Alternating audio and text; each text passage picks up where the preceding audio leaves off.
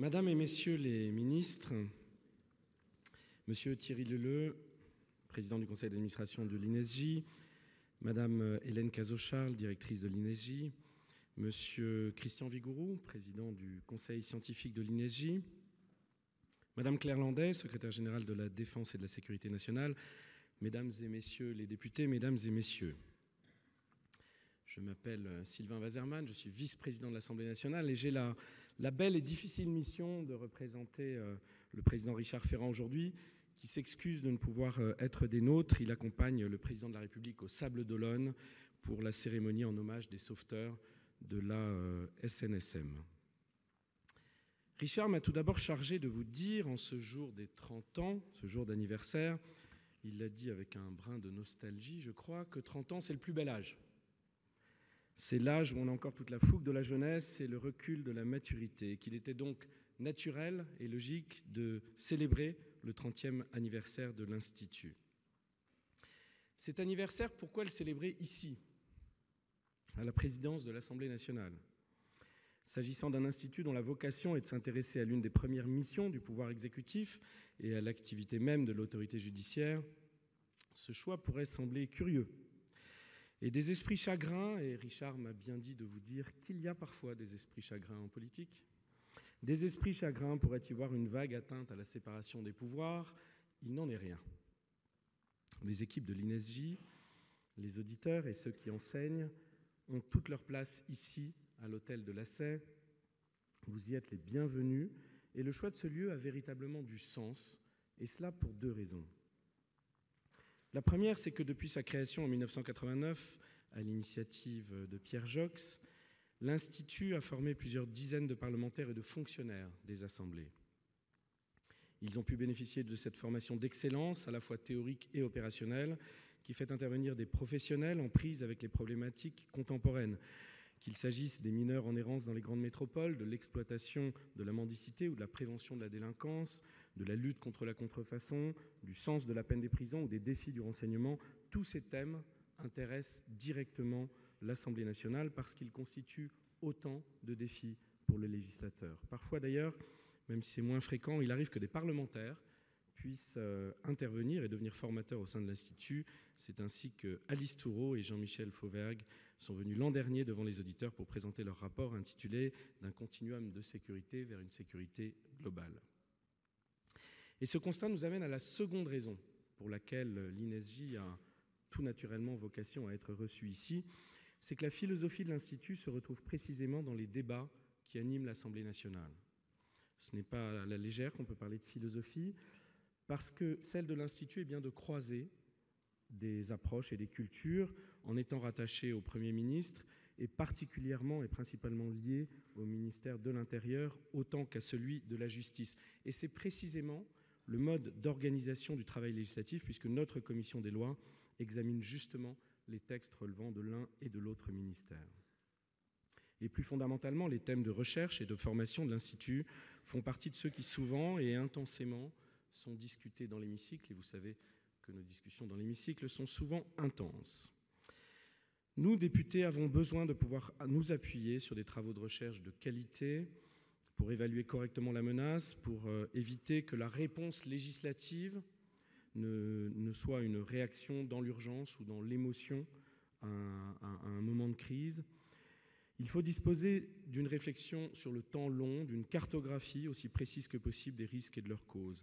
C'est ainsi qu'en matière de terrorisme, la réponse législative, consistant à proroger l'état d'urgence, a pris fin au profit de dispositifs de surveillance et de contrôle pérennes qu'autorise la loi du 30 octobre 2007, renforçant la sécurité intérieure et la lutte contre le terrorisme.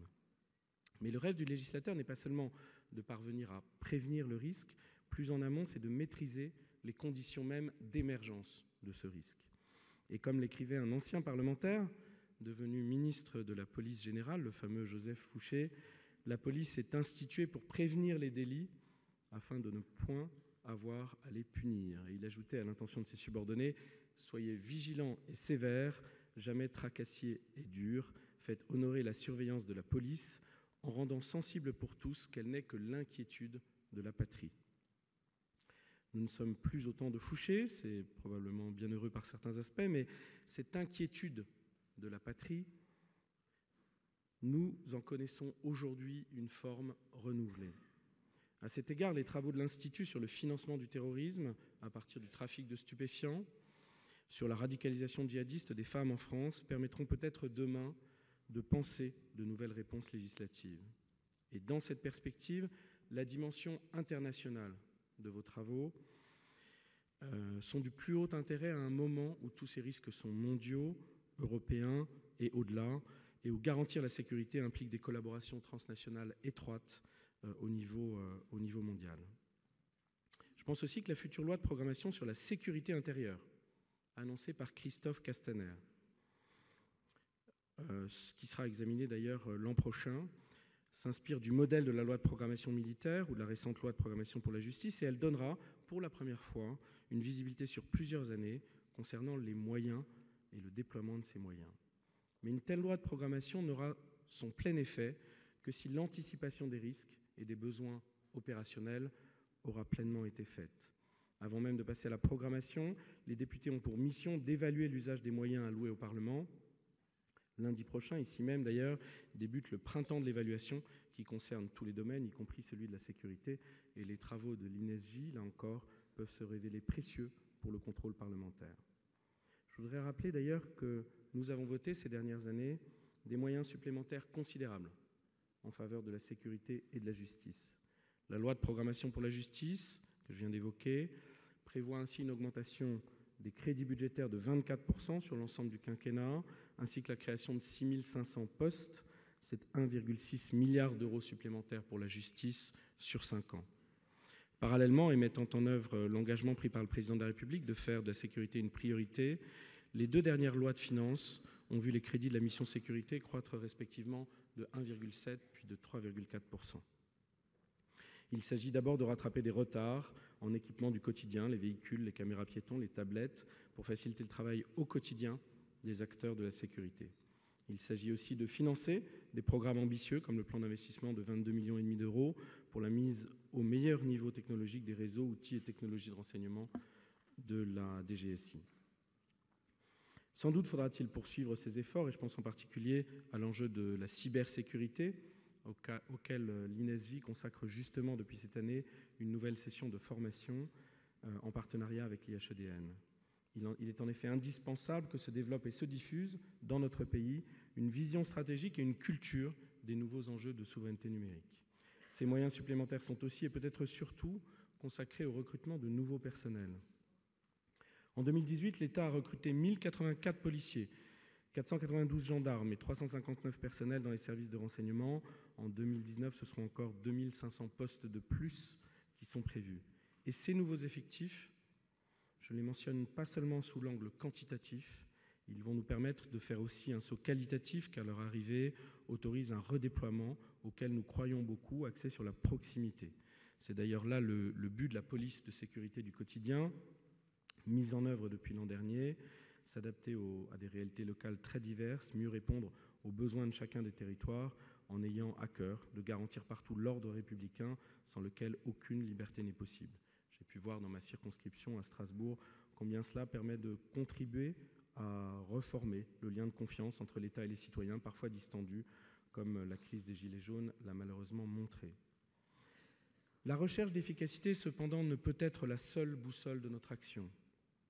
La loi PERFIT, déjà, c'était en février 81, s'appelait loi Sécurité et Liberté. François Mitterrand, à l'époque, la qualifiant de liberticide, promis aux Français de l'abroger.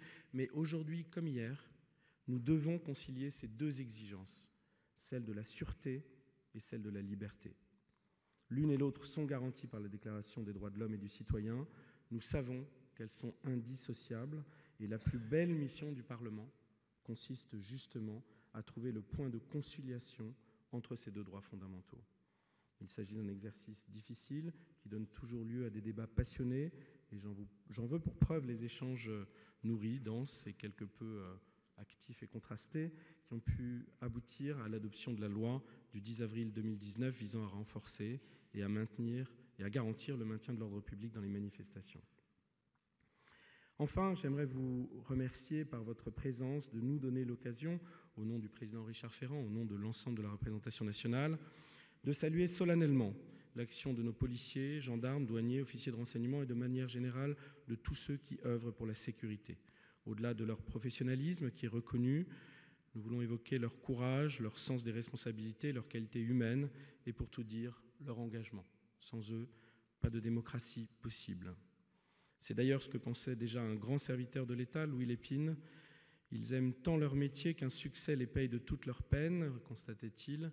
Et lorsqu'il dut quitter ses fonctions de préfet de police, après 18 années de bons et loyaux services, que fit Louis Lépine en 1913 ? Eh bien, il se fit élire député.